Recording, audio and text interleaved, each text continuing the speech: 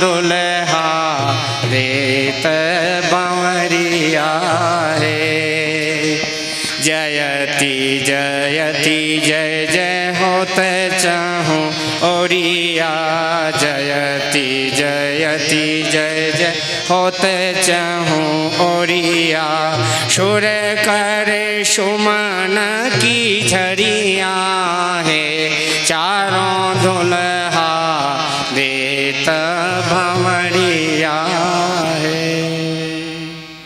बस अब हम भजन तो अब दी एंड हो गया। अब भरत चरित्र ही श्रवण करना बड़े प्रेम से।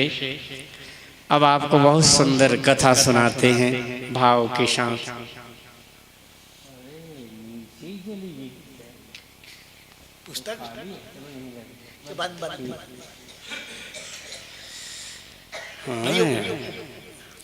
अब एक बार जयकारा बोले। भंवर तो फेरी गई, लेकिन भावरी के बाद एक काम जरूर रहता है। भावरी आवरी हो जाए ना, यहाँ पर लगन कन्यादान वगैरह सबके बीच में जब हो जाता है तो यहाँ पर ने ये सब समधी समधी समधन जितने अतिथि होते हैं सबसे मिलन हो जाता है। राम राम श्याम शाही देई लेई हो गया। फिर इसके बाद आधे भोजन करने जाते हैं। और चार जब दुल्हा दुल्हन होते हैं उनको माताएं जो है ना ससुराल में अंदर घर में कोहबर में, हाँ ठीक कहा, कोहबर में ले जाते। वहाँ पर माता वगैरह पूजन करवाती है अपने कुल के देवी देवताओं का कि भाई देखो हमारे कुल में पैदा हुई बेटी, अब ये कुल देवताओं का पूजन करके अंतिम बार अपने कुल देवताओं की लाज रखने के लिए कुल देवता आशीर्वाद दें। आज के बाद में ये कन्या फिर हमारे गोत्र की नहीं रह जाएगी। इसका नाम बदल जाएगा, गोत्र बदल जाएगा, जाति बदल जाएगी। कन्या का क्या होता है? नवीन जन्म, जैसे द्विज होता है ना, जैसे हम साधु लोगों का दूसरा जन्म हो जाता है, नाम बदल जाता है, गोत्र बदल जाता है, अच्युत गोत्र हमारा हो जाता है, संसार छोड़ देते। इसलिए एक बात ध्यान रख लेना, हमारे महामंडलेश्वर श्री विनोद जी को आप अपना मज गोत्र का समझ लेना। ये तुम्हारे गोत्र के है ही नहीं, अब ये हमारे गोत्र के, हमारा अच्युत गोत्र है, ये अब आपकी जाति के नहीं रहेंगे। अच्छा, अगर मैं गलत बात कहता हूँ व्यासपीठ से तो बता। बेटी का कन्यादान की जिस जाति में भी कर दो तो उसका गोत्र पति का गोत्र होता है कि नहीं? क्या आपका गोत्र रहता है? पिता का गोत्र रहता है क्या? नहीं रहता ना।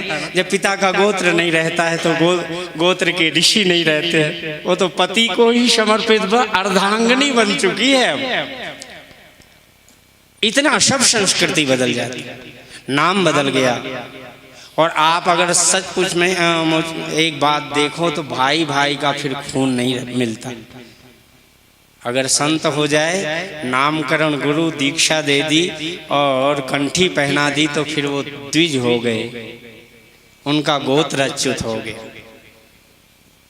उनका स्वभाव नहीं मिल सकता, उनका भेष नहीं मिल सकता। आज कन्या विवाह के बाद में फिर पिता जैसी नहीं, माँ जैसी नहीं रह जाती। फिर उनके गोत्र वगैरह, फिर बेटी आ भी जाए ना मायके में तो हमारी बहुएं जिस अपने कुल के देवताओं का पूजन करेंगी, कोई अतिथि को भोजन कराएं, पितरों में श्राद्ध वगैरह, बेटी आ जाए तो कहते नहीं नहीं नहीं, बेटी को मत छूने देना। आज भी छूने देते हो क्या? कि ब्राह्मण लोग भोजन कर रहे हैं तो बेटी मान दे, कहते ना, बहू मांझेगी, बहू का अधिकार, अब बेटी का अधिकार नहीं, तेरा अधिकार तेरी ससुराल में। क्यों माता? सही बात है ना। इतनी देखो धर्म की कितनी सूक्ष्म मर्यादाएं आज भी हमारी मातृशक्तियां अपने परिवार में मानती है। तो राम कथा हमारी संस्कृति, हमारे प्राण को पैदा करती है। ये हमारे जीवन के प्रति क्षण को मोक्ष जैसा रूपांतरित करती है राम कथा। भगवान को कोहबर में ले गए जीजाजी महाराज, सालियां तो मजाक करती है, ये देख लो, शुरुआत लोग देख लो। हाँ दरवाजे पर सालियाँ खड़ी हो गई, दूल्हे राजा का बस अंदर नहीं जाने देंगे, ताली बजा दो।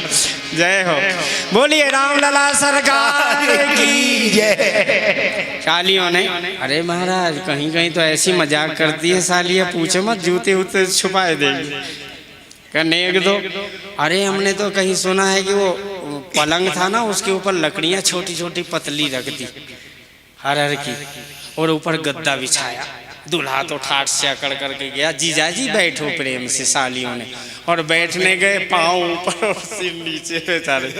हाँ बड़ी सालियों ने मजाक की बड़े भाव से। आज सालियों ने कहा, अजी राघव जो को हो वर बिहारी, ढिठाई माफ की जो हमारी, राघव जो को हो वर बिहारी, ढिठाई माफ की जो हमारी, राघव जो को वर बिहारी, ढिठाई माफ की जो हमारी। हम सब शिया जो की सखियाँ सहेलियाँ, हम सब शिया जो की